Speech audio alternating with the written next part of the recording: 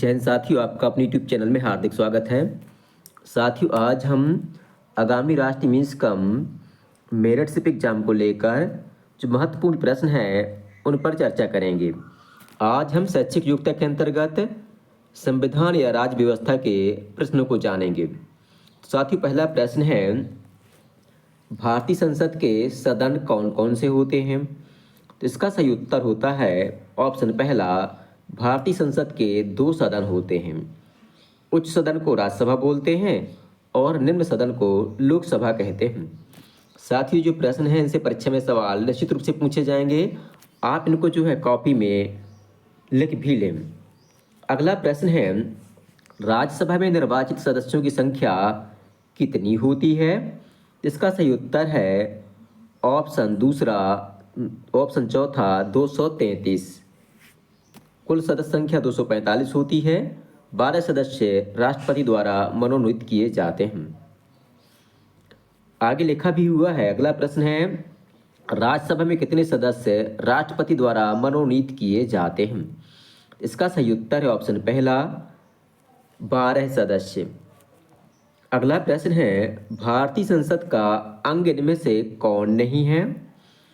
तो राज्यपाल भारतीय संसद का अंग नहीं है, जबकि लोकसभा, राज्यसभा और राष्ट्रपति भारतीय संसद के अंग होते हैं।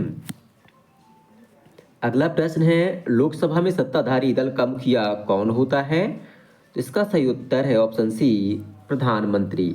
और वर्तमान में श्रीमान नरेंद्र मोदी जी हमारे देश के प्रधानमंत्री हैं। अगला प्रश्न है, लोकसभा में बहुमत प्राप्त करने के लिए कम से कम कितने निर्वाचित सदस्य होने चाहिए? इसका सही उत्तर है 272 सदस्य। अगला प्रश्न है, इलेक्ट्रॉनिक जो वोटिंग मशीन है या ईवीएम है, इसके इस्तेमाल से क्या फ़ायदा हुआ है?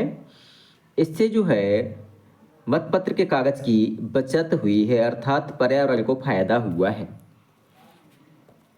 अगला प्रश्न है, न्यायिक समीक्षा का अधिकार किसको प्राप्त है? तो जो सर्वोच्च न्यायालय है या न्यायपालिका है, उसको जो है न्यायिक समीक्षा का अधिकार प्राप्त है। और भारत का सर्वोच्च न्यायालय जो है नई दिल्ली में स्थित है। अगला प्रश्न है, जनहित याचिका की व्यवस्था विकसित करने का मुख्य उद्देश्य क्या है? इसका उद्देश्य है न्याय तक ज़्यादातर लोगों की पहुंच बनाना। ऑप्शन सी हमारा सही उत्तर होगा। अगला प्रश्न है, कौन सी बात फौजदारी कानून से संबंधित है? कानून 2 प्रकार के होते हैं, फौजदारी, दूसरी होती है दीवानी न्यायालय। इसका सही उत्तर है ऐसे व्यवहार जिससे कानून अपराध बनता है तो उनको जो है फौजदारी कानून कहा जाता है। मतलब जिनको जो है कानून क्या मानता है, अपराध मानता है। जैसे किसी की हत्या करना, चोरी करना, ये सब क्या है, फौजदारी कानून के अंतर्गत आते हैं। अगला प्रश्न है, भारत में नागरिकों के मूल अधिकार का संरक्षक किसे कहा जाता है? जिसका सही उत्तर है ऑप्शन सी, न्यायपालिका को, अर्थात उच्च न्यायालय और उच्चतम न्यायालय को जो है मूल अधिकारों का संरक्षक कहा जाता है। अगला प्रश्न है, एफआईआर किससे संबंधित होती है? तो एफआईआर जो है पुलिस थाने से संबंधित होती है। एफआईआर का फुल फॉर्म होता है फर्स्ट इन्फॉर्मेशन रिपोर्ट। जो पहली रिपोर्ट आप थाने में लिखाते हैं किसी चीज़ की, उसको जो है एफआईआर कहा जाता है। अगला प्रश्न है, देश के नागरिकों के मौलिक अधिकारों की रक्षा कौन करता है? अभी हमने आपको बतलाया कि न्यायपालिका जो है मौलिक अधिकारों की संरक्षक होती है। तो ऑप्शन पहला हमारा सही उत्तर होगा। अगला प्रश्न है, सबसे पहले कलकत्ता, बम्बई और मद्रास में जो उच्च न्यायालय हैं उनकी स्थापना कब की गई थी? तो इसका सही उत्तर है ऑप्शन दूसरा, 1862 ईस्वी में। अगला प्रश्न है, आदिवासियों में सबसे ज़्यादा बोली जाने वाली भाषा कौन सी है? इसका सही उत्तर है ऑप्शन द संथाली भाषा। संथाली भाषा ज़्यादातर झारखंड में बोली जाती है। अगला प्रश्न है, उड़िया के डुंगरिया कोंड नामक आदिवासी समुदाय का पवित्र पर्वत कौन सा है? तो इसका सही उत्तर है न्यामगिरी पर्वत। साथ ही ये जो प्रश्न है एनसीईआरटी के बुक से लिए गए हैं और निश्चित रूप से सभी राज्यों के विद्यार्थियों के लिए अत्यंत ही उपयोगी हैं और निश्चित रूप से सवाल यहाँ से पूछे जाएंगे। तो अगला प्रश्न है, समाज में व्यक्तियों के हंसियाकरण का मुख्य कारण क्या है? इसका सही उत्तर है उपरोक्त सभी, अर्थात गरीबी, अलग रीति रिवाज और अलग भाषा।